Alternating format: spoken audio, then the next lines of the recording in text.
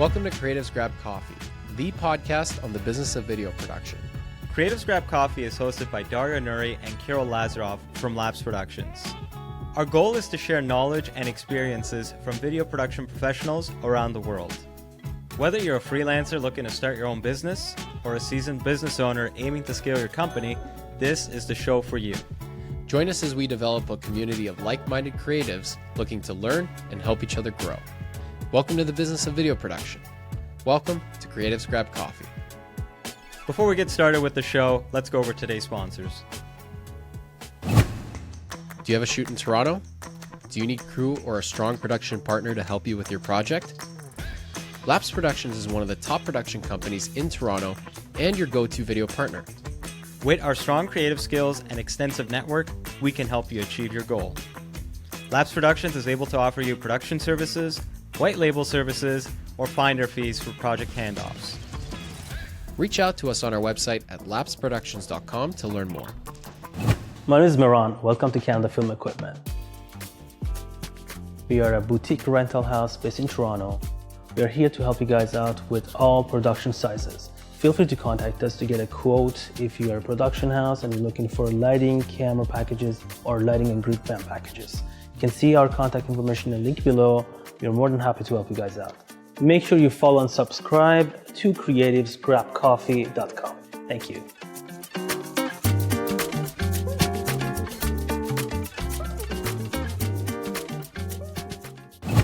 Hey, what's up, everybody? I'm Matt. Welcome to Audio Process. We are a boutique audio company doing location sound, sound design, post-sound, ADR, Foley. We service equipment. We do all your audio needs here in Toronto. We got you covered. Come on down, audioprocess.ca. Don't forget to like, follow, subscribe, and all of the other internet things to creativesgrabcoffee.com. They'll be waiting for you. I'll be waiting for you, and we're all going to have a real good time. And now, let's begin the show. Hey guys, welcome to another episode of Creatives Grab Coffee. Today we got Arni Jonsson from Republik, based out of Iceland. Arni, welcome to the show. Thank you very much. Thanks for having me. So let's start with a little bit of a background on you and your company. Right. So I'm a kind of a son of a producer, so I kind of got into this through family in a sense. So he ran a company. My dad ran a company in Iceland, one of the first kind of privately owned film companies that kind of also introduced production services to Iceland. And I grew up like on the floor there and learned, everything from being an assistant cameraman to lighting guy to building sets, and started working there in the summers when I was about 17, and started working as a full-time kind of a filmmaker, I guess, in when I was around 20, 21. And shortly after that, not shortly, it's about 10 years after that, then my dad decided to kind of sell the company, which was kind of good for him, it's good. But I didn't really, me and my brother were both working for him, and we didn't really want to be with a company where our dad was not the boss. Talk about nepotism, but it was still like something that we didn't want to do, and so we opened Republik together. So it's been operating for about almost 20 years. It's unbelievable, 20 years. Imagine that. And opened up in 2005 with a very small unit, and that's kind of my background. But I learned all my kind of basics like under the tutelage of my father, really, Lately I've been thinking about if we, like, in the future when I have kids and everything, like integrating them into the business and then eventually just letting them run it. So it's cool that you kind of got to experience that in a way, right? Yeah, I obviously I have massive gratitude as well. I got plenty of chances, and but I also believe in, like, if you talk about nepotism, then like you're also under almost more pressure, to kind of deliver, especially when you have like a have like a prominent figure as my dad, was. And so yeah, I mean, I think I delivered. I hope so. But like I think it's also nice that me and my brother are running a company, a small company, but still quite active, let's say, and it's been going pretty well. So yeah. Did you kind of naturally find your own passion for filmmaking and producing? Like obviously, like when you grew up in this environment where you were constantly exposed to it, and I've heard of situations where a lot of people who work for their parents, they just see it as like, oh, it's just dad's company. I'm working with them, and just to kind of like get some money and or gain some experience. But like for you, it's such a unique opportunity. Did you find that your dad inspired you a little bit more, or did you kind of inspire yourself like through some of the work that you did? Like what was that like? Well, that's a very good kind of question in a sense, because I think in the beginning, basically when I was starting, I wasn't going to go into this. I wanted to do something completely different than my father was doing. And I actually went to college, but I kind of dropped out really early. And I want always to do history. I wanted to be a historian. But shortly and very quickly, I really began to like what I was doing. Like the people that I was working with, everything about it. I thought it was quite an interesting profession. And probably, like you said, I kind of learned to gain the passion. The passion kind of, grew in me, let's say, and more and more. I was really exposed to a lot of commercials, though. I did a lot of commercials, working on commercials, as well as started directing commercials very young, locally in Iceland, very small market, but still quite demanding market. And so, I really learned kind of a lot of things in the advertising business, and I thought that was really an interesting moment, especially at that time, this is like almost 30 years ago. That's when commercials were, it was big business and not as kind of, what do you say? Not as cash strapped as today. Lean. Lean, yeah.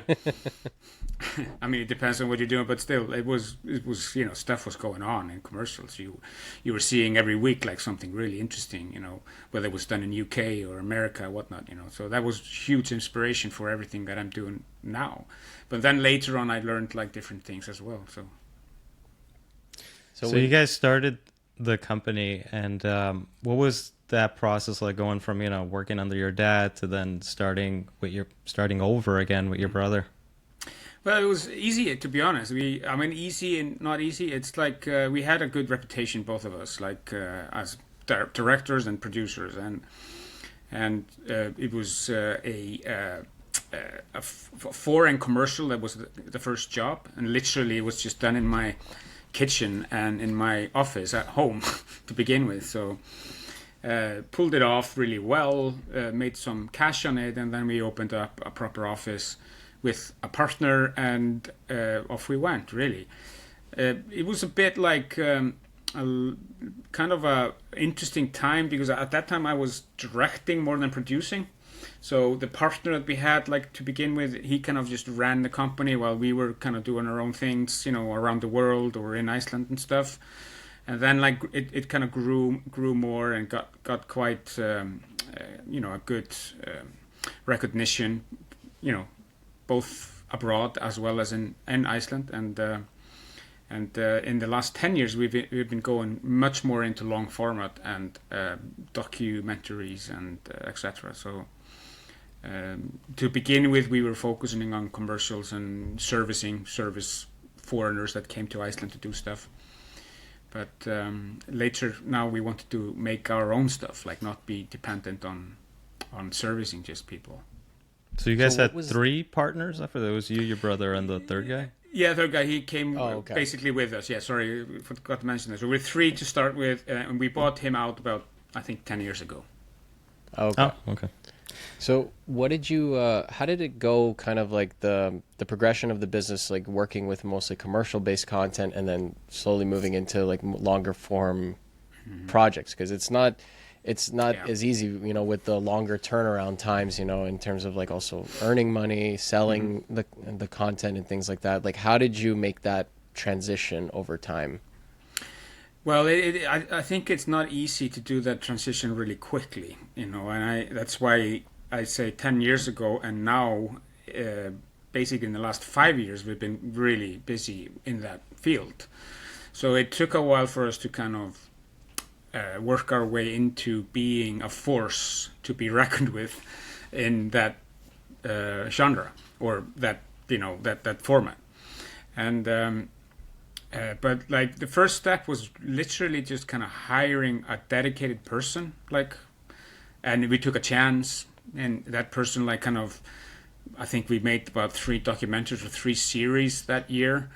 But you know, even though it was not like maybe the perfect match, I mean, he's a great guy and all that, but like it kind of didn't work. But it started the process, and we learned a lot on those first 3 projects, and then, you know, we kind of stepped into doing a lot more. And it's a slow process, because you have commercials versus long format is absolutely different, and in terms of cash flow, we used what we earned from commercials and service work to kind of invest in the long format. You mentioned you hired someone to kind of help you with it. Like, what was his or her role in helping you move forward? He was more familiar with that, you know, those kind of projects. He also had like a really good connection to the national TV, which is kind of the main, you know, buyer of especially documentaries, and so he helped us like kind of pave the way for more access to TV stations and etc. So that was the reason. Okay. I want to go back a little bit to the third partner you had and the buyout you did. I'm just curious, what was that like? Because like in terms of the buyout, like how did you guys determine the amount and whatnot? That is, you know, that I don't want to really go into details on that. It went, you know, everybody were happy with what we, you know, at the end of the, you know, the buyout and everything, and it was applicable, or amicable. What do you say? Amicable. Yeah. Kind of. It was good. Yeah, it was good. So everyone was happy. Yeah, but we did have to kind of fork out something, because we had, you know, a certain turnover, and, you know, we had prospects and, you know, all that good stuff. So but it was a big change, and funnily enough, it was really interesting. That same year we got the most busy ever. So after the buyout, or after the buyout. Yeah. Ooh, good time. Otherwise it would cost more. Yeah, exactly. So it was quite interesting, but I find those interesting, because like we're in a business where you can't really determine what your income is going to be in a year, let alone month to month. So to then put a monetary value on it, it's a lot of speculation. And it's all about the people, I think. Like, I think it's a lot about persons and people. You know, it's very hard to put like a price tag on a production company. I think that's super hard, because, you know, the value is in the people. You know, that's where the value is. I mean, you have just a certain reputation, but you could have the same name, but you have different people. Then, like, you know, what is that? And if one of the partners is leaving, when that partner was one of the key factors to make that business run, or like a big part of it, like say if it was the creative director that was the guiding force for all the creative, or if it was the lead producer who was basically drumming up all the business for the company, if that person is the one that's leaving, what does that mean then for the future in terms of income and cash flow? And it completely disrupts the business, right? It did. But me and my brother, we had quite a bit of pull, because we had directing careers behind us. So we had like a little bit of a pull in terms of especially commercials in locally and abroad. And people were interested in what we were doing. And you know, at that point when we bought the partner out, me and my brother just stepped in, and especially my brother, he took over for a while there, and you know, was kind of the main lead. So So, and that turned out well. And we also gave more power to the staff that we have. We don't have much staff, and we're only like a 5-person company, really. So we gave more power to those people, and it's going pretty well. So, yeah. Did you guys have like a partnership agreement in place? Yeah. There was a partnership. I mean, he was a co-owner, so there was a partnership agreement for sure. Yeah. Okay. But that was so did you? That was easy to kind of just maneuver and change. So that made the whole process pretty easy and straightforward then, right? It did, yeah. He's a good friend. He wanted to get out of the business and just kind of take over another business of his father, but that was just his kind of agenda, and we just bought him out. That was the only thing to do, really. Let's explore the Iceland market a little bit, because for me, when I was looking for companies over there, I was actually surprised how many of you guys there were operating there. Yeah. So let's talk a little bit about the scene. Well, it's certainly a interesting market. I think you can divide it basically into, there's two aspects. That's like foreigners coming into Iceland to shoot, like movies, anything, or even commercials, branded content, whatnot, everything, music videos. And then you have just the local industry that's working on, long format, docu-series, whatever, TV series even, and local commercial as well, which is, although not a huge market. And so you have those two things. And I think the service industry, for instance, that has taught us a lot, that has taught the whole community quite a bit. I mean, my father brought in the Broccoli family to make a James Bond movie in 1982, and that was kind of the start of the service industry, really. I mean, there was no infrastructure at that time. He just had to wing it, really. But, that kind of gradually grew. And in the late 80s and the 90s, there was a lot of, commercials were beginning to come in to shoot stuff. And then more and more movies, later on. And in the local stuff, we are doing our own stuff, doing our own movies. I think we have an Icelandic Film Center, which grants funds to projects. So, there's maybe 2 or 3 or even 4 or 5, probably 5 movies made a year, local Icelandic movies.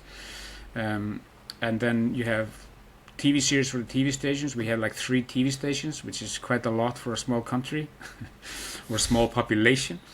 And but they are producing stuff. They're producing all kinds of material. And I think also, so to finish off with the service, how that has taught us. I mean, that's where I kind of learned the most when I was working on those service projects when I was really young. There was big directors coming. They were shooting on 3 cameras, and we had all kinds of stuff being flown in, and then we kind of Iceland began to have more and more of equipment. I mean, nowadays you have everything in Iceland, so it's easy to come there to shoot. And so I think service, taught us a lot. And today, the scene today is quite interesting. I mean, Iceland just shot True Detective. True Detective season, I don't know, 4 or something was shot in Iceland, and that was a massive lift. Star Wars has been shot. I mean, it's a lot going on. And there's also like a tax rebate or incentive that helps a lot. That just like many countries have, or many states in US also have, is if you shoot in Iceland and go over a certain budget, you get 35% back.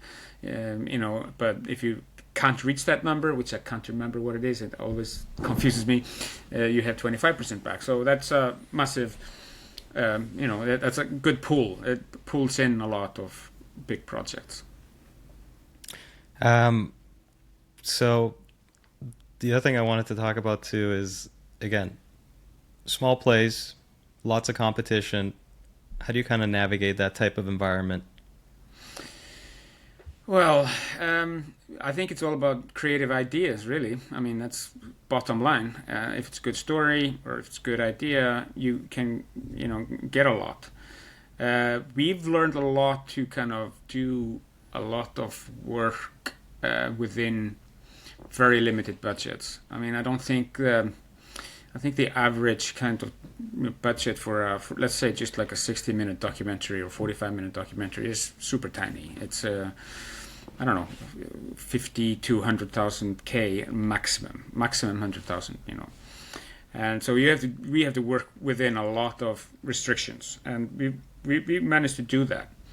And there's a lot of project that we only have about 5 in the crew. You know, that's something like that. We and also we own our own cameras and we own our own drone. We sometimes edit ourselves, so we try to keep it compact. But we also look for a know-how and talent in something else as well. So that's one thing, you know.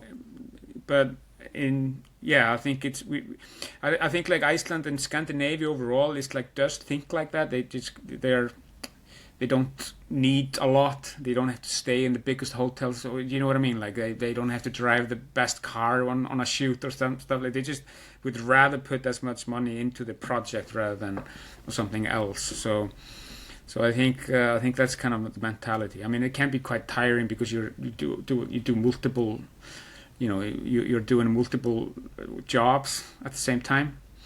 But it's also kind of rewarding, to be honest. It's because that's like, at the end of the day, it's going to be your baby, you know. That's what you did. Yeah, and I mean, it seems like there's the same trend of like, you know, you have to be very nimble and flexible with your budgets, no matter what kind of projects you're working on, and even in the most unique places in the world, you know, people are still trying to figure out how to make their budget go further than where it already is. And I guess the one big experience also for all of you in that market there is that you know the location so well that when other international companies are coming in, you can let them know what budgets are needed to get certain results that they're looking for. So do you find that there's more of a trust in you from foreign producers and production companies or studios in terms of like how much investment should be made versus like, say, working in like a city? Yeah, for sure. I mean, you're right. We kind of know. We've been to all the locations more or less, and we've shot all over the country. We know the access. We know what's not possible, and we know. And the crucial thing is the weather. That's like what we know really well, and that because Iceland is really north up there in the Atlantic, and you know, weather can change in a minute. And it can be quite crazy. You know, you can have snow one day and then like 15 degrees Celsius the day after. So that's something that we always warn everybody, because, you know, a lot of people who want to come to Iceland, they're like, oh, we need snow, let's go to Iceland, you know. Okay. But, you know, there's not snow in Iceland all the time, you know. So we have to kind of warn them, and we can't guarantee snow at this time and blah, blah, blah. And so... that's what they look for. I mean, understandably, you know, I think every service company that is servicing somebody who's coming into a new country or something, they kind of require the service company and the people on the ground to kind of know what's going on in the country. So yeah, I mean, that's the key thing. What do you do with weather related? I mean, like when there's a possibility of having like snow one day or rain in the same day, like how do you kind of navigate that situation? Do you have like contingency days or like or contingency budgets? Contingency budget, weather days and stuff like that, for sure. But I mean, I remember like literally the first job that we did at Republik, like that service job that we did, and we were scouting and it was all snow, perfect, you know, we're going to shoot here, and then we went back. 2 days later, it was all gone. So we had to import snow. We had to import like fake snow, you know, which was kind of, you know, it was costly, but like we managed, you know. So you have to have those just B plan, you know. More than a B plan, you have to have a plan C as well. So importing snow is easy, but what if you were banking on a green landscape, then all of a sudden it's just snow everywhere? Then what? And then you have the other way around. That's you bring a lot of hair dryers and just melt everything. Yeah, I mean, luckily I don't think that I've been into that situation, to be honest. But I think some people in Iceland have, for sure. But yeah, Well, I think it's basically everywhere. I mean, you can't really depend on the weather. You have to have plans, all the time. Yeah, and I think whoever's going there already is prepared in a way for a lot of different factors and changes. Like the kind of projects that are going to be going to Iceland are some with not only like a slightly more sizable budget than most, but with a very specific vision or idea in mind that incorporates those very unique landscapes and weather conditions and things like that that make the projects what they are. So I guess that's why, as you mentioned, like you haven't had too many situations where you've had to work on contingency, but like it does happen a little. It happens quite a bit, to be honest. To be fair. Oh yeah.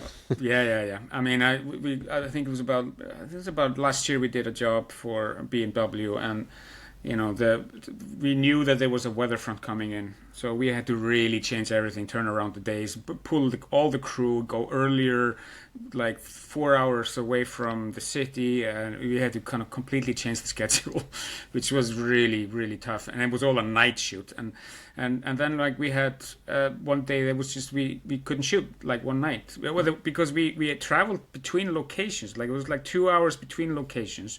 On one location, great weather, right? Really good. And then we drove for a hour and a half to another location. Absolutely just a storm. So, and we were going to shoot drone and cars and stuff, and it was just, no. We just sat in the cars and waited the weather and called it a wrap.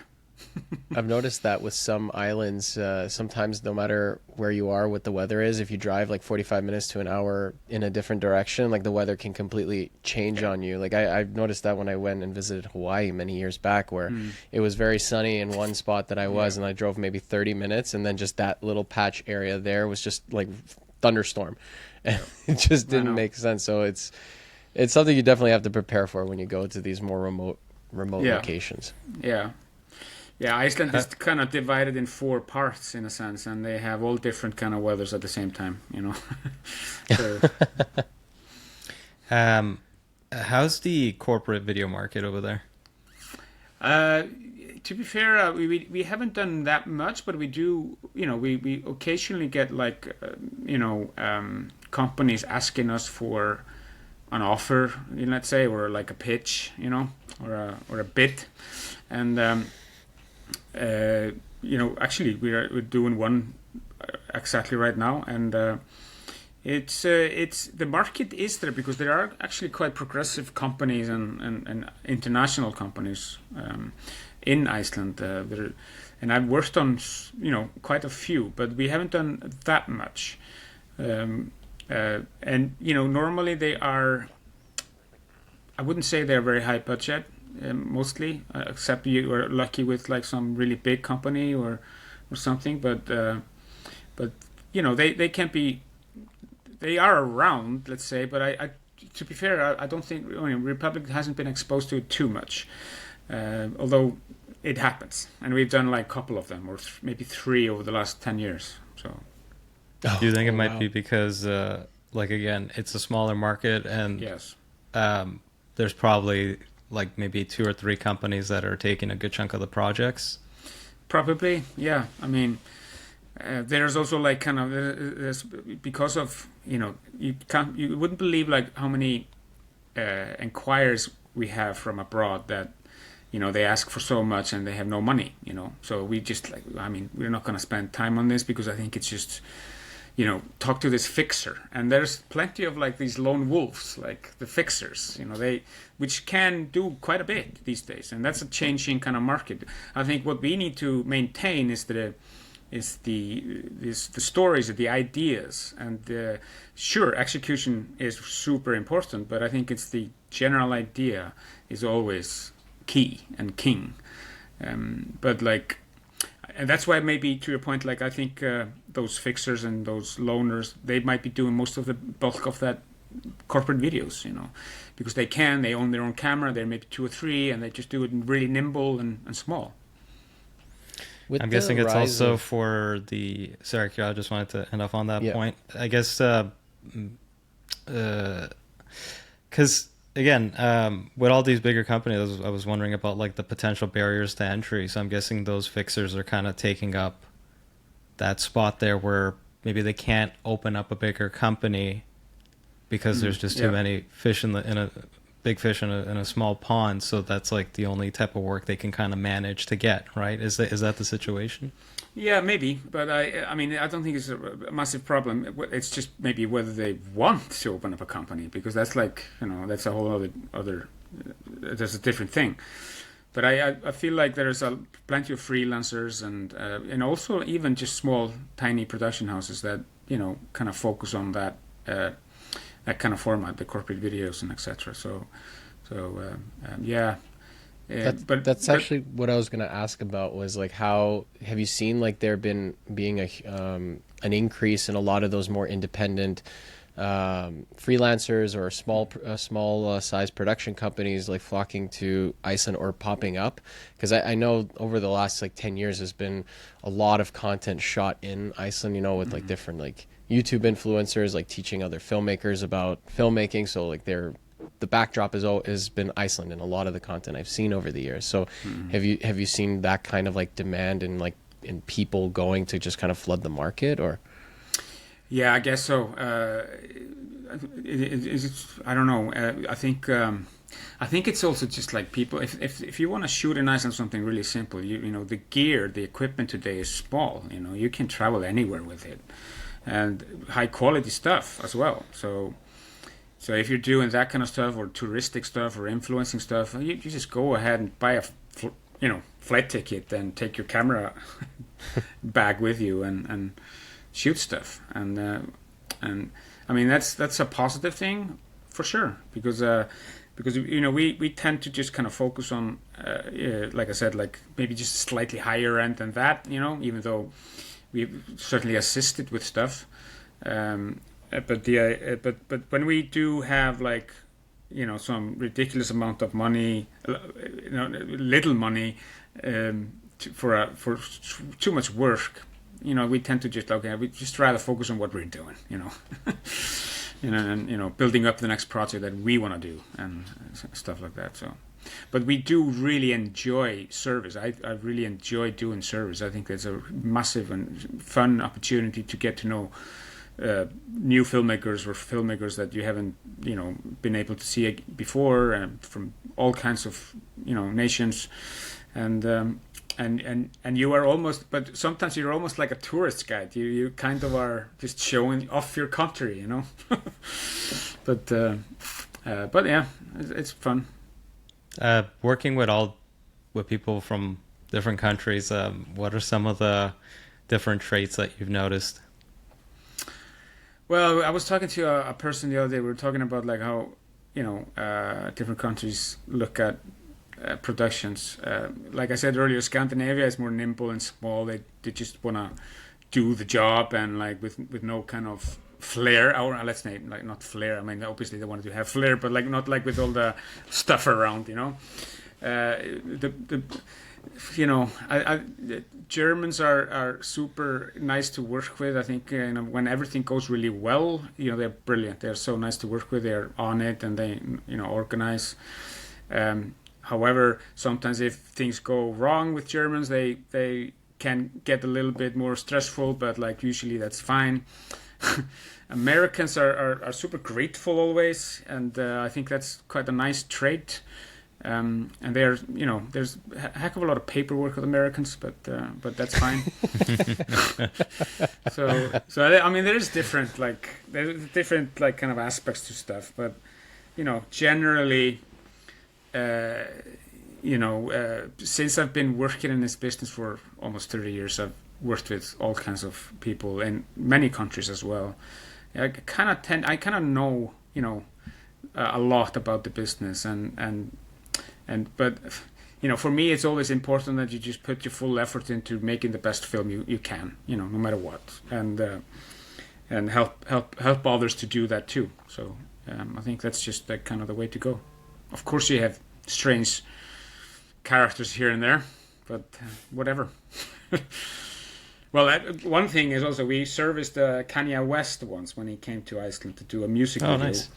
And there was the director was Hype Williams, and it was quite an interesting project, I have to say. I don't think the video ever made it on air. It was very ambitious, and they were actually wanted to travel Kanye West to a top of a mountain and shoot some helicopter shots, but not really. I couldn't understand why they didn't why they didn't know that Kanye West doesn't really like helicopters, and so how was he going to get up to the mountain? You're going to teleport him there. I don't know. That's a producing error right there. It's Yeah. like, hey, don't you know the main talent doesn't like helicopters? And then another funny story about that, they canceled the shoot like twice, or with very short notice. And the second time, it was quite funny. The second time they canceled it because Kanye was still in LA, and he didn't want to miss the last game of Kobe Bryant. So Yeah, because they're good friends. yeah, so they he had to be at the game. We were just waiting, and where's Kanye? And no, we had to cancel that shoot because of that game. Couldn't do any pickup shots, some doubles or like behind the head shots you could have done. Probably. I mean, I think we did. I think we did something, but like it was a funny project. Yeah. And then obviously, his former wife Kim Kardashian and all that entourage came as well and made a segment in the Kardashians show in Iceland. Do you have a Also, cameo you were on that? the show? Yeah. No, I was not there. It was funny. Funny, we did the Kanye West part, but somebody else did the Kardashians. But yeah, The competitor. Damn. Yeah. No. Always. Yeah. So now that you've seen it all, like you've seen quite a bit, and you now have a very good idea of like some of the projects you want to start working on and want to focus on. What is kind of like on the horizon for you and your business as a whole, like in terms of like what you want to do, like in the next few years? That would be more long format work. That would be definitely even a movie, a feature film that we make ourselves. There's more, more fiction, whether it's TV series or miniseries or whatnot, or even comedy series. We've done quite a bit of comedy series. We got directors that are really good with that, and we want to maintain that run. But yes, we want to do like very ambitious long format stuff, like feature films or miniseries or TV series. That's like our ultimate goal within the next 5 years at least. But at the moment, what's coming up right now is there's two teenage series that we really want to pursue and make, based on book, and one is actually an original screenplay. And then we're also doing a heck of a lot of documentaries and docuseries, which we really relish to do. I mean, they're tight on budgets, but they're really rewarding. And I, like I told you maybe earlier, I went to school, back to school basically about 2 or 3 years ago. And I thought that was really a nice little time. I finally went to history, and so I have a massive kind of interest in history and all that comes close to that. So that's why I actually enjoy doing documentaries at the moment. I was going to ask you why you decided to go back to school. Was there like a specific kind of, I mean, you just mentioned you were studying a bit of history. Was it to kind of help you in research for documentaries? Yeah. Was that the purpose? Oh, okay. For sure. I mean, well, the main reason was COVID, and COVID happened, and there was nothing to do there for a while. So I just hey, I'm gonna apply, and I went to Oxford actually, and was there for 2 years, and there I learned really. I think that's super important for filmmakers and producers as well, and especially like when you're doing research for documentaries, it's learn a little bit about like what you do, learn a little bit about the academic process of history, of studying history. I mean, was really a nice kind of learning period for me. I would recommend it for any filmmaker. How did it help you? Like you said, it helped, but like what was it? Well, it helps to look at both sides, on all sides really, and then you have to, and then like what I learned the most was the research. And you find some piece, and then you kind of, because every piece is based on some other research, so you find the other research, and then you go into a rabbit hole, deep dive. Yeah, deep dive, and you see so. And I thought that and also organize that, and actually just like also to question it, to be a skeptic, really, to question everything that has been written before, because that's things are not like as black and white as people think, so I think that helped a lot, and organize that as well, like, okay, what am I trying to answer in here? What am I trying to say? What's the story here? It kind of translates into filmmaking really, really easily, and really, really apparently, so I think that helps a lot. It's an important skill to invest in for yourself as a filmmaker, and it's one thing that many of us don't think about doing, is going back to school to pick up new skills depending on what kind of content we want to do, because doing documentaries, you want to be as impartial as possible. Yeah. When like in terms of like the point of view, obviously Yes. It depends on the kind of documentary you're also Yep. shooting, but Yep. I've noticed a lot of the mistakes that a lot of documentaries make these days is they're very one-sided, and then like those ones are not always the most enjoyable to watch, because it's like it's trying to convince you of one side, and it doesn't 100%. really touch upon the other side, and those aren't as fun to do, because then it's like you've already in the beginning you've determined like what the opinion is and what the argument is. It's like the documentaries that basically tell you, could it be this, could it be this, let's figure it out together kind of thing, that makes it more interesting. So 100%. there's something to be said about going back and studying, or just picking up new skills. It doesn't have to be necessarily going to school, but doing something to kind of further your knowledge base, right?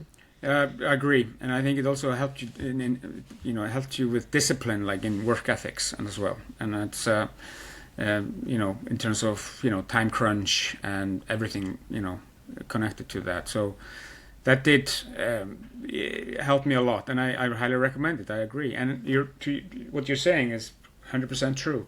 There's so many documentaries that are just so one-sided that they have an agenda. They have like a they want that answer to be the conclusion of that documentary. But I wanted to look at like what's the question and then answer it. That doesn't matter where you go. You have to actually have a good argument both ways, and then come to some sort of conclusion. Because documentaries is also like that's the hard part, I think, for documentaries, like especially when you are asking for grants and funding and that kind of stuff. That they always need to see the screenplay or they need to see a script. No documentary ends up how you started it with. It always is a process, and you end up with a heck of a lot of new things. And but as long as you have like that key question, what are you trying to say with that film? I think that's important.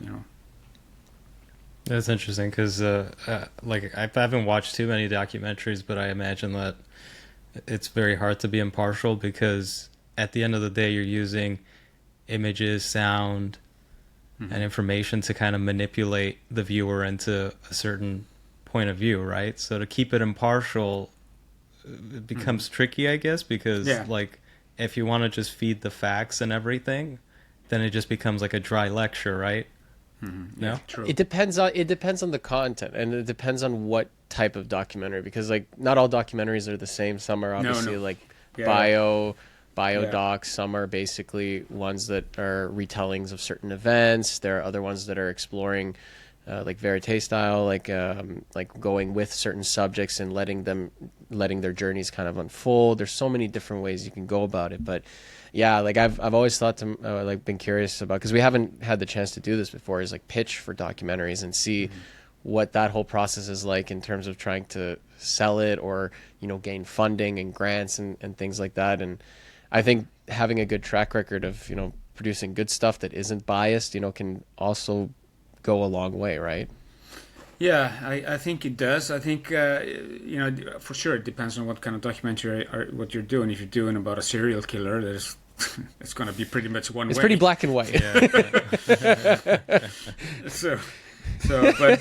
But if you're doing like what we did last year, we did a series about which not many people know about. It's basically during the Second World War. the British came to Iceland and occupied it. They didn't colonize it; they just occupied it because it was a key strategic island in the Second World War, and that created a lot of problems locally. Community was swamped with young men, and there were Nazi sympathizers in Iceland that they were arresting, but some were innocent, and so nobody really knew about. I mean, people knew about it a little bit, but like we went really, took a deep dive into that, and kind of shed the light a little bit about like, it was a war going on, and I have to give the British, kudos and all that, but it was still war, and they made a heck of a lot of mistakes. They put a lot of people in jail, which were totally innocent. So we kind of just told that story, as truthfully as we could. And I remember like during the process, because I didn't want this to be very partial. It needed to be just, we tell it as it is as much as we can, and etc. And I was always kind of on the fence with the script writer, because he really wanted to make the British look really bad, But that's but that was a good fight, and that's just healthy, really. That's just gonna be making the film better, in the end, to have that kind of a debate during the preparation and the script writing and everything. Yeah, otherwise it would have been one-sided either way, right? Your side. So you gotta. Yeah.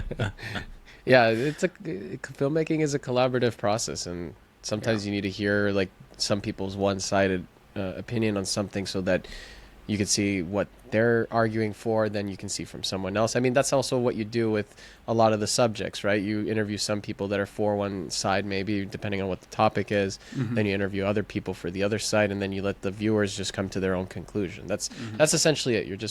You're showing people, right? Yeah, that's true. Yeah, exactly. Two sides. You mentioned in our... Oh, sorry, go ahead. No, fine. All good. I was going to bring up how during our pre-interview you were talking about how you created your own series that you then sold off to a network, and I just wanted you to talk a little bit about that. Yes, we did. Like lately, we did a really kind of left field, offbeat, but still very funny comedy series. That was one of the directors that we have on our roster that was kind of his baby. So he took probably 2 years to write that sketch show with two actors, with two really kind of well-known comedy actors. And they were writing for at least 2 years, I think. And then they sold it to a TV station for, whatever it did cost, literally. And that was literally just the process. I mean, you had to have good actors. I think that you had to have somebody attached to it, which, TV stations like, and I think that was the case in this one. And then you have to have that director that kind of visualizes correctly, and I think he did a really good job on that. And great scripts, and comedy series are tricky. I mean, that's tough to write. It's.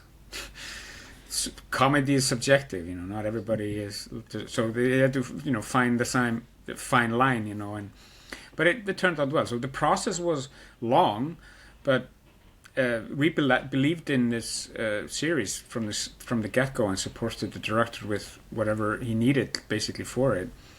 It was not a massive budget, but it was good enough to make a pretty good 6 episode series, And with with a value in it, it did feel like it did cost more. I think that's also like kind of what we're kind of proud of actually on that series. Nice. You also keep mentioning your roster of directors. I'm just curious about how that works exactly, because again, you have your production company, you have these roster of directors. Are they like exclusive to you?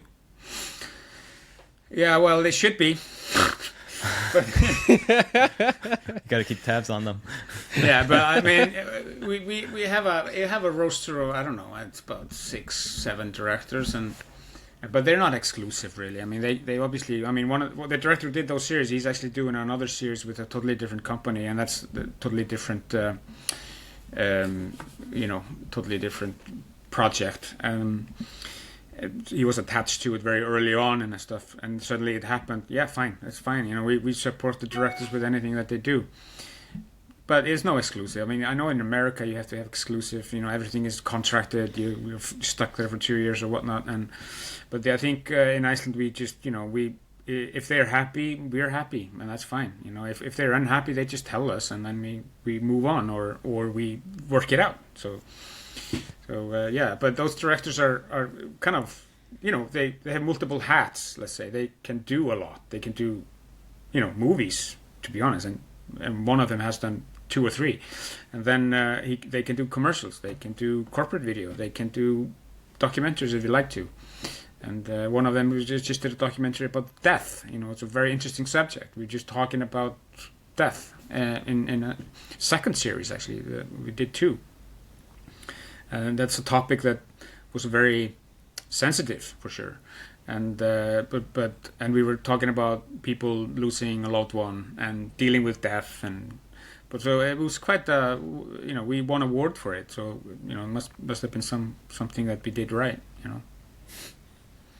So it's basically like you're like, even though they're not exclusive, what you're kind of putting front and center to the people that you're pitching to is these are the people that we trust, and you know, in a way you almost can even say like, hey, you should book us and book them now because they could get busy on other shoots, right? Almost in a way. Is it kind of like that dynamic where it's like, this is our talent pool that we pull from? Yeah, rarely that kind of happens. We have a time conflict, but it does. I mean, for instance, what I just told you earlier about the director who's doing another project with somebody else. I mean, he's going to be taken off the market for us for like 7 months or something, 6 months. Although, so it's a bit of a loss, but we do have, you know, others to work with as well. And also we have, you know, good friends like that are, you know, not on our roster per se, but like, for instance, we're doing a documentary about the Highlands in Iceland, about what was done there back in the day and stuff. And you know, he's just freelance, you know, but a good buddy of ours, and actually worked with us back in the day. And so yeah, we're open to it, to working with anybody really. And we don't look at our directors being exclusive, although we, you know, we kind of maintain them happy, and we're providing them work, and they provide us also work, then, you know, it's a good mix. Yeah. Let's start to close off the conversation. Let's talk about the reflection. So if you were to go back in time to when you first started, is there anything you would tell yourself?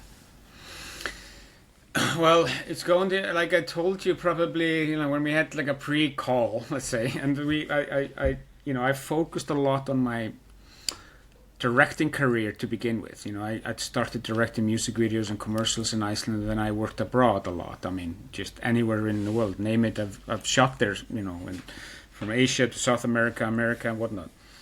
And I was doing commercials, and I know, you know, pretty successful and all that good stuff. And I'm still doing that, to be honest. I still really enjoy making commercials when I get a chance, and I really, you know, enjoy the collaboration with people.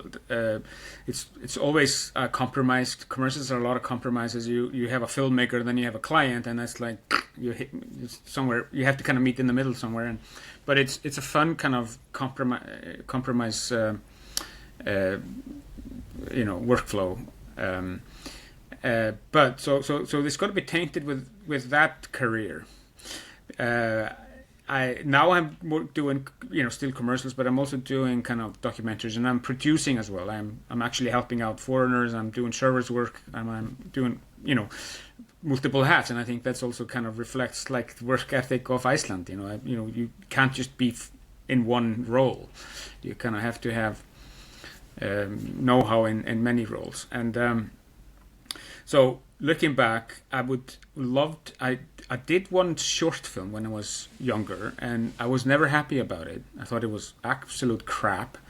And either I wanted to go back and make that better, or make another short film that was, because I think short films are, I mean, I recommend any director that wants to do, whether he wants to do long form or long format films, he needs to have a short film under his belt, his or her belt. I think that's just really important for anyone. That shows, especially if you write it yourself and you direct it and you did it. That's the key thing to kind of get into long format and stuff. So that's probably my biggest regret, not having made a short film when I was a little younger. I think it's a bit too late now for some reason. I'm getting too old, but but still, maybe in the future, I don't know. But hey, you went back to school. It's never too late for for that. back. It's never too late for a short film. Hey, so I don't know. I think you still got time. Don't worry. maybe. Nice. But I think, but I do think that even if I did one, let's say, we still had a problem to get into that genre or that kind of that field, So yeah, It's a different market for sure, and it with all its own separate challenges. Like you've worked mostly in the commercial and the documentary space, which is completely different demands and skill sets versus long form narrative, especially when there's 12 to 16 hour days on multiple days constantly. I like originally Dario and I used to, when we first started, we wanted to go into that direction, and since then we're kind of like I don't know if we want to do 16 hour days 10 days in a row constantly, right? But things change over time, right? Yeah, I think it would be really tiring if you have 16-hour days for like 20 days or something. That would be exhausting. But I think reflecting back, I think that's kind of maybe the only nothing is perfect. Of course you would do a lot of different things, but I think that's kind of the biggest one. I think that's like the one that I really would have liked to do when I was younger, and probably would have taken me on a different path. But it's not to say that I'm like unhappy with what I've done and where I am right now. And I think it's and I mentioned earlier, like, okay, I've seen it all, but I haven't really seen it all. There's always something new. And that's the fun part about this business, I think. So just to kind of like summarize that a little bit, is one thing you would recommend is for people to make more time to do creative projects and personal projects that they're passionate about, so that they can use that to help leverage things in their career in the future. When they're young. That's the caveat. You You don't have to be young. It's easier when you're younger, that's for sure, because you have more energy too. That's why. Probably, but there is ageism in this business as well. So yeah, that's a whole other probably podcast episode we can touch upon. But before we sign off as well, how did you come up with the name for Republik for the business? Well, wow, Jesus, I can't remember, but I think it was just we wanted like, it was influenced by. Me and my brother, we were doing a heck of a lot of work in Czech Republic, and they use a lot of K's instead of C's in Czech language, and they had like all kinds of names and like some cool names of bars and pubs or whatnot, and I was influenced by that. But then we also just wanted, we were thinking about something in terms of democracy or something like kind of big topic, kind of big word, but Republic kind of came shortly after that, I think. Yeah, and we liked it with a K, slightly different, but and it, makes sense that the history guy also comes up with a name like that. Yeah, maybe. A lot of meaning, a lot of background. Yeah, but it wasn't that much background behind it, to be honest. But, All right, well, I think that's cool. I think that's a good point to end it off. So, guys, if you want to find Arni, go to republic.is. And he's in Iceland, so if you have any big-time commercials or movies, he's the go-to guy for that. Or anything, really. It doesn't have to be big. We do all projects, but as long as they just make sense. Yeah, that's the key thing. Makes sense. Yeah. Do you guys we're a lot of fun to work with as well. I can imagine. The Republicans. Do you guys have social media? I'm trying to find it on your website. Yeah, we have Instagram kind of account going on. What's the handle? Republik Films. Republik Film, and it's Republic with a K. I forgot to mention this. So Yeah. the website is Republik, K, ending with a K, .is, and I'm guessing social media, same thing. Yeah, same. Yeah, but films Great. on Instagram, and you can find us on Facebook as well. But we're quite active on Instagram. So Yeah. Okay. Well, Arni, thank you so much for coming on the show. We really appreciate pleasure. it. Pleasure. I hope I made any sense.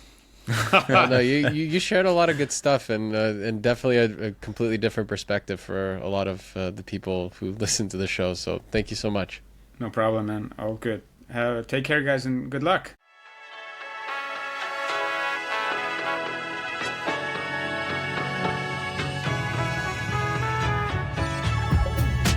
Thanks for listening to this episode of Creatives Grab Coffee. Please make sure to follow and engage with us on Instagram, TikTok, LinkedIn, YouTube, and your favorite podcast app. Creatives Grab Coffee is created by Labs Productions, a video production company based in Toronto, Canada. Creatives Grab Coffee is also sponsored by... My name is Miran. Welcome to Canada Film Equipment. We are a boutique rental house based in Toronto. We are here to help you guys out with all production sizes. Feel free to contact us to get a quote if you are a production house and you're looking for lighting, camera packages, or lighting and group band packages. You can see our contact information in the link below. We are more than happy to help you guys out. Make sure you follow and subscribe to creativesgrabcoffee.com. Thank you.